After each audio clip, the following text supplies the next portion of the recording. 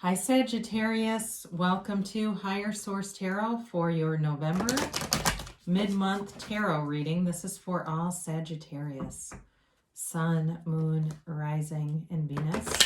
And I hope you are all doing well. It's about to become your season. That will be fun. And I do appreciate you for sharing your energy with me so that I can do the readings. I love doing them and I'll continue to read here. And of course for subscribing, liking videos, and just like I said, just watching the readings. So if you're new, I'd love to invite you to join us and become a subscriber. I post new readings on Fridays and then typically again on either Monday or Tuesday. So if a reading doesn't resonate, and sometimes it won't, that would be very normal thing to have happen in a platform like this. You can always check back on your on the channel in a couple of days, or just check back and look at a different part of your chart. Sorry, that was kind of mumbled. I can hear my dog upstairs barking, my co-reader, and I got a little bit distracted, but let's get the guidance here. What does Sagittarius need to know, please? What messages do you have for Sagittarius, Sun, Moon, Rising, and Venus? Okay, here we go. So you might catch a little glimpse. I had some cards that flew out here. They're here, so we'll get to these in a minute. And I actually think we'll just use those as clarifiers, okay? So when cards fly out, that's what I tend to do rather than looking at the bottom of the deck. So you've got the Two of Swords as the current situation with the world as your immediate influence. You've got the High Priestess in your destiny. I like that. The Two of Pentacles in the distant past, the Two of Cups in the more recent past. You've got the Nine of Swords showing up in the near future, but you are represented here by the Nine of Cups. The person or situation that you are dealing with is the Hanged Man. You've got the King of Cups as your hopes and fears. You got the Devil in the outcome. This is interesting. And the Ten of Pentacles and the Ten of Cups come out as clarifiers. Well, I think for some of you, you may have a relationship where somebody's a bit obsessed by you. You're going to be happy either way with that Ten of Cups and Ten of Pentacles and the Nine of Cups here too. I do wonder about that though, if it has to do more with breaking old patterns and being autonomous in relationships. It feels like it has a deeper meaning with the High Priestess being in your destiny position. I think that's really important to note because that's such a card of deep spirituality, of a knowing, really knowing why you're here. So you've got, what, 4 major arcana here. You've got Capricorn here. You have Pisces, Cancer, Scorpio. You've got Libra, Gemini, Aquarius. You have Taurus, Virgo, Capricorn. No fire though, huh? All right, so interesting. You have here with this Two of Swords in the world. For some of you, this may have to do with being on a lockdown again. For those of you that are experiencing restrictions, and you have a real strong desire, a very strong desire to be done with it. It's like the world is the asking part of that, and the desire of, from being kind of trapped. So that may only be for a segment of people here. I do, like I said, feel like the relationship reading is pretty strong here. But I do feel like this is important to note because I know, especially, I've been mentioning this for a couple weeks now. I'm aware that our friends in Europe are locked down again. And I know that's hard, especially when we have travel cards indicated and people are saying we're in a pandemic, but in the United States, people are traveling. Like it or lump it, look on TripAdvisor and you'll see. But although I do see some of our foreign friends coming over, and I don't really know how that works. I don't know enough about it. But anyway, with the Two of Swords, though, there's definitely a feeling of conflict here. And for some of you, again, it may have to do with a pattern that's related to the devil, releasing an old limiting belief, releasing an old pattern that keeps coming up and repeating itself. And I think that it's going to give a little bit of growing pains, but I feel like the concern has to do more with other people around you necessarily than with you. Sagittarius, one of your skills is to galvanize people, to bring people together. Great salespeople, any kind of marketing, things like that are a real strength. And so I do feel like that Two of Swords is more that internal conflict of not wanting to drive people away. And so The other thing though with this, what's kind of an interesting energy with the world, I feel like that incorporates the lack of, I guess, fear of trying new things, because that's another one of your qualities, being able to go out and try new things, being adventurous and embracing that side of it. So there's definitely a balancing act here. So the world is self-mastery, and you have it several times here. This really is about knowing exactly who you are and walking free of any restrictions, anything at all that holds you back. You'll walk free of it, and it's victory and success. So what they're telling you is put down the swords. Those things are heavy. It's time to put down whatever weighs you down. Be done with it. Divorce yourself from it, whatever that is for you. So if it has to do too, because you have nice money aspects here too. You've got wish fulfillment. You've got, in terms of material, the material plane, pulling in monetary things, you've got great energy for that. So if there's something here where you feel like that's, you've been taught along the way, it's greed or something, it's time to let go of those beliefs. So I always love to see the High Priestess here. It's a card, again, of deep spirituality, of knowing. This really has to do, too, with claircognizance. So those of you that have this inner knowing that sometimes you question or you wonder, is this a thing? What is this? It truly is you having a connection with a portal to the universe, the non-physical energies that are all around us. The High Priestess, too, holds a book of laws of the universe in her lap, okay? So it really is truly a very high vibrational place to be in. That's your destiny, this higher vibrational, higher realm kind of understanding. Now, she is a card, too, of potential, but there needs to be action with it. So it's, again, having those intuitive hits and then taking the inspired action to allow those to come to fruition. So for some of you, if you've been considering something as far as like, God, it looks like writing or poetry or something like that, like publishing something, it is part of your path here. So they're telling you, just clear your mind and those inspired thoughts will come, and follow them, take the action, and they will turn into something. And I feel like there's money involved with it. I mean, because let's be honest, people publish books to make money, right? Or for somebody here, it might be art, even like if you're thinking you've been wondering about designing oracle cards or designing something like that, designing even like a calendar. It seems like things that would be sold through like Hay House or New Thought kind of a store, those more brick and mortar kinds of stores would be willing to pick that up. So allow the ideas to come in. With this Two of Pentacles in the distant past, for some of you, you may have been very, very busy with something and just trying to get balance in life. And there was an emotional energy to it, even feeling like you just couldn't quite get your footing with something. And it may have been work-life balance that seemed like it was fairly stressful. And part of this too may have been hustling during the pandemic, picking up side jobs, picking up other ways to make income. For somebody here, it could even be something like Shipt or Uber Eats or doing things like that, or even driving for Amazon, doing side things to keep money coming in. And it definitely did bridge a gap. It doesn't feel like anything perilous here happened. But it really is a time of, it feels like coming into this appreciation, like I'm glad that things are better now. Now, again, I mentioned earlier, for some areas, it's back to where they were in March. But for probably the vast majority of people watching, it's still better than it was. So you've got this Two of Cups here. And this really is a card of coming together in unity. And so for some of you, you may have had something like moving in together in terms of the pandemic too, even consolidating houses just to save money.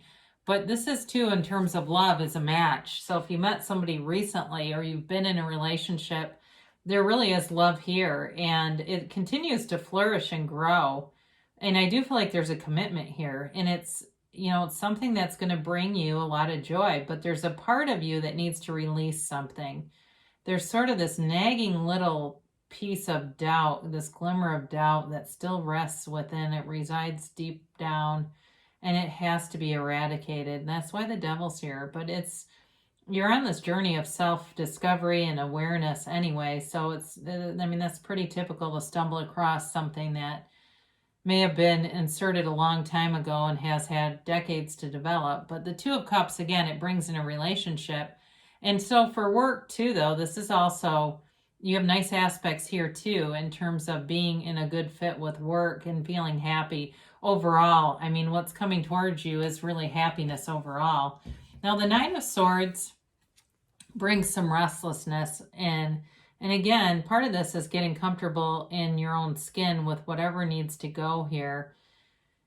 I do feel like this has more to do with being worried about other people and how they're going to accept things. And again, I think that's just part of your nature to want to bring people together.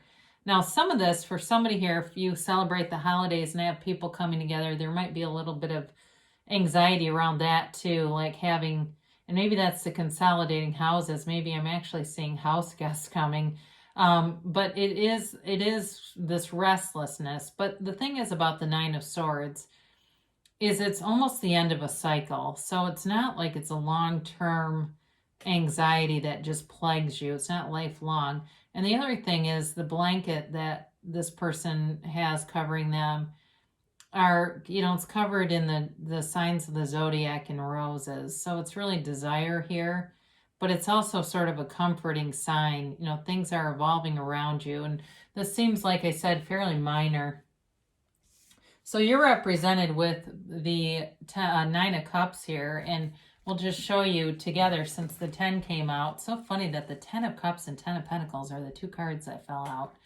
I do really like that for you. It really is about a cycle that ends, but a beautiful cycle beginning. It's wish fulfillment here. And it's interesting because you have the Wealth card and the Happy Family card. So it's wish fulfillment in terms of monetary gains, in terms of a house, bank account that is very safe. There's safety there. So for those of you that are, survived this and said, now I see that my newfound relationship with money has really created more wealth. It also is too, seeing money kind of accumulate, and it brings a sense of comfort, relief. But there's also joy here with this 10 of Cups. It really is about celebration, joy, welcoming in a rainbow after a storm. So what they tell you overall with this is, in order to, especially if you're saying, I'm just not there yet, that's okay. All three of these cards bring in the importance of appreciation. So if you're not there yet, look around and see the things that you have right now. Maybe you have lavender spray for your sheets. I know that sounds like an odd thing to bring up. I have no idea why it came in, but something as small as that, like you say, yeah, that is kind of a luxurious thing to have available. Or it's all those little things like that. Like you say, I do have a lot of candles. I've got other things that I enjoy here that are extra things that if I didn't have the money, I wouldn't have these. And it's sort of like looking around and saying, I do have clothes available. I do have material things, but I also have friendships. I have people to call if I want to go for a walk or coffee or whatever. Or if, I need help around my house, something breaks and I don't know how to put in a new garbage disposal. I know people who do that and could help me if you wanted to. Those are just examples. But again, it's about really taking inventory of your own life, taking stock and being in such appreciation, because that's how the momentum flows. Now, the Nine of Cups, I didn't really talk much about that, but that's also being given a gift that really moves you. So for some of you, you'll be on the receiving end of gifts, and I don't know why I just saw a pie plate in my head. I don't know if that's for somebody, like you have some kind of family piece here that will be given to you, but either way, it does show a real appreciation and love. So the person or situation you're attracting is the Hanged Man.